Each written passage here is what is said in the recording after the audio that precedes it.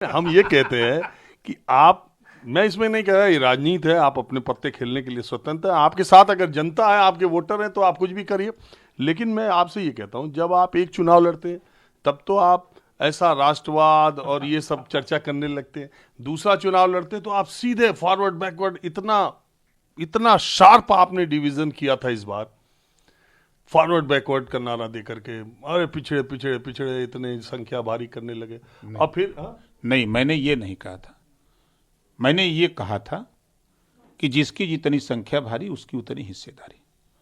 प्रदेश में जातियों की गिनती हो जाए, जो जातियां आजादी के बाद से जिनके यहाँ शिक्षा, स्वास्थ्य, रोजगार, नौकरी नहीं पहुंची है उनको पहुंचाया जाए। और जिन बच्चों को आज आबादी 52% पिछड़ों की और उनको छात्रवृत्ति न मिल रही हो, वहीं सामान्य वर्ग के बच्चों को मिल रही है, शेड्यूल कास्ट शेड्यूल ट्राइब्स के बच्चों को मिल रही है। अगर ओम प्रकाश राजभर पिछड़ों को छात्रवृत्ति नहीं मिल रही है, हम पिछड़ी जाति से बिलोंग करते हैं, अगर हम अपने हक की बात करते हैं तो ये तो जातिवाद है। वही हाल अभी जो बाबा कह रहे थे तो वो कर रहे थे, तो जादूगर दिखाए तो जादूगर, अब बाबा दिखावे तो चमत्कार। अगर हम अपने हक के लिए लड़ें, आज भी अभी अभी परसों मैंने बोला इस बात को लेके। आपके बारे में राजभर जी, लोग ये कहते हैं कि आपने एक लंबा संघर्ष किया है, बहुत लंबा, अकेले दम पर आपने पार्टी बनाई है, इसमें कोई दो राय नहीं। मैं जानता हूं कि पूर्वांचल में आपने कितनी मेहनत की, साइकिल से चल चल कर पीला झंडा 100-200 लोग।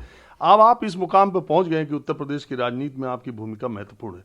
लेकिन लोग ये कहते हैं कि ओम प्रकाश राजभर जो है, ये केन प्रकारेण सत्ता से दूर रहने का लोभ जो है वो मोह नहीं त्याग पाते। अब वो उन्होंने अखिलेश यादव में पूरी जान लगाई थी कि सरकार आएगी तो उनको मलाई खाएंगे, अच्छा तो मामला दांव जैसे ही उल्टा पड़ा। अब वो धीरे धीरे नजदीकियां बीजेपी की तरफ करने लगे, और ये तो गारंटी है कि 2024 में आप बीजेपी के साथ चुनाव लड़ने जा रहे हैं। अच्छा ये बताइए, 18 महीने में मैं रिजाइन दे दिया, सत्ता का लोलुप्त होता तो सामाजिक न्याय समिति की रिपोर्ट लागू करने के सवाल पे हमको जेपी नड्डा जी समझाते रहे, हमको अमित शाह जी समझाते रहे। आपको तो बर्खास्त किया योगी जी ने। क्या बात करते हैं, इस्तीफा पहले दिया था, चुनाव पहले लड़ा था, याद होगा आपको लोकसभा कि 2019 के चुनाव के बाद ना मुझे बर्खास्त किया। तो चुनाव के पहले मैं चुनाव कैसे लड़ा उनके खिलाफ? लोकसभा का चुनाव लड़ा ना 40 सीटों पर, कैसे लड़ा? मैं रिजाइन राज्यपाल, मुख्यमंत्री, गृह मंत्री को दे दिया था, प्रधानमंत्री तक पहुंचा दिया था। लेकिन ये लोग दबा के रखे कि अभी दे देंगे तो इनका वोट भड़क जाएगा, जो हमको मिलना नहीं मिलेगा। इस नाते सब बहुत चालाक आदमी है ना। अरे बाप रे बाप, सब दबा के रखे। उसके बाद हमारी बड़ी चालाक है, लेकिन तब भी तो आप भाई सुन तो लीजिए, आप उनसे ज्यादा ना नहीं, हम उनसे ज्यादा नहीं है। लेकिन आपने देखा होगा कि चुनाव के समय प्रधानमंत्री जी के मंच पे हमारी फोटो लगी थी, राजनाथ जी के मंच पे हमारी फोटो लगी थी, जितने कार्यक्रम लगते थे, बैनर लगते थे, उसमें हमारी फोटो, और ये प्रचारित किया जा रहा था कि नहीं ओम प्रकाश राजभर हमारे साथ हैं, वो तो अभी भी मंत्री हैं। ये प्रचार बीजेपी के लोग करते थे चुनाव, लोकसभा के चुनाव में। पूर्वांचल में चलिए कि हम आज भी फोटो दिखा दें उनका, ये चैलेंज देते हैं। इस ईमानदारी बताइए, 2024 से पहले आप योगी सरकार में शामिल हो रहे हैं? देखिए अभी तो कुछ नहीं कहा जा सकता। नहीं, हमें मालूम है इसलिए हम पूछे। नहीं, आपको मालूम, देखिए ये आपको अच्छी तरह मालूम है कि ओम प्रकाश राजभर अब पूर्वांचल के 29 लोकसभा सीट नहीं, लगभग उत्तर प्रदेश की 80 लोकसभा सीटों पर हम भले 5000 ही वोट प्रभावित करें, लेकिन 5000 वोट दिलाने की कुव्वत हमने पैदा की है।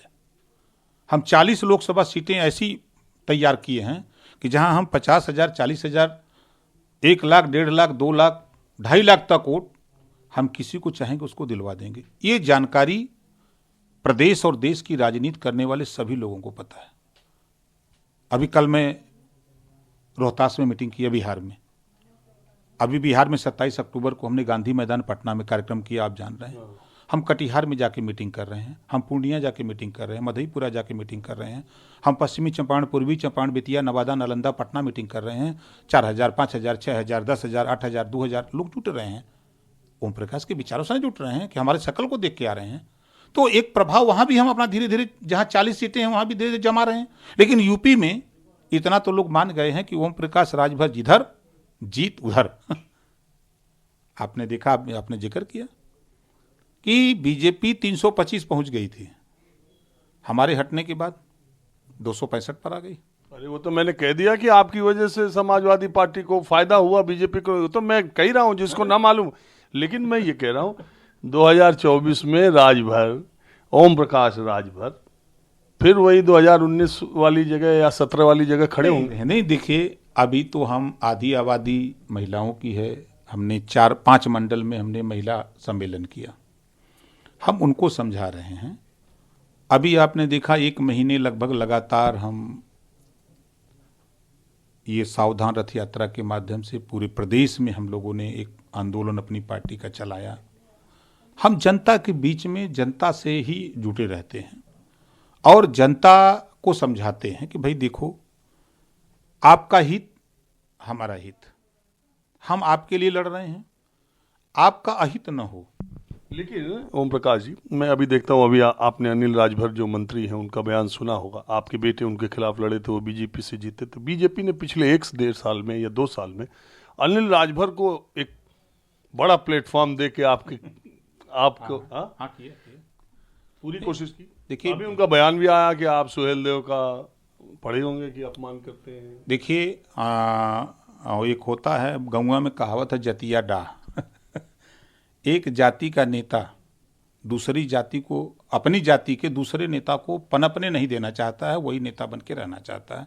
उदाहरण, अगर संविधान के दायरे में बात करें तो दलितों की नेता मायावती, दूसरा किसको नेता बनने दिया? प्रदेश की बात कर लीजिए। पिछड़ों के नेता मुलायम सिंह, किसको नेता बनने दिया? खुद यादव बिरादरी में शिवपाल को नेता नहीं बनने दिया, अपने बेटे को ही नेता बना दिया। क्या नहीं हुआ हमारे साथ? मायावती जी ने क्या नहीं किया, मुलायम सिंह जी ने क्या नहीं किया, अखिलेश जी क्या नहीं किए, क्या नहीं कर रहे हैं। आज के तारीख में 10 लाख रुपया रोज महीना खर्चा कर रहे हैं अखिलेश जी, हमको खत्म करने के लिए। चैलेंज देता हूं, प्रमाण भी दे दिया उनको। ये किसी को भी आगे नहीं बढ़ने देना चाहते हैं। ये सोच रहे हैं कि बस हम ही पिछड़ों के नेता, हम ही बन के रहें, हिस्सा नहीं देंगे, हिस्सा लूटेंगे, लेकिन हम नेता नहीं बनने देंगे। तो ओम प्रकाश राजभर भी कह रहे हैं कि न खाऊंगा न खाने दूंगा के साथ जाऊंगा। अच्छा ओम प्रकाश जी, मैं आपसे एक सवाल ये पूछना चाहता हूं। देखिए, उत्तर प्रदेश और बिहार में माना जाता है कि धर्म की राजनीति का इस समय दबदबा है।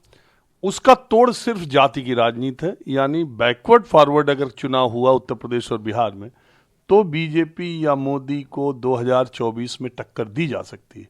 अगर कहीं बैकवर्ड एकजुटता के साथ ना आए या बीजेपी की तरफ रह गए और उसका कॉकटेल बन गया, तो फिर 2024 की लड़ाई कहीं है ही नहीं।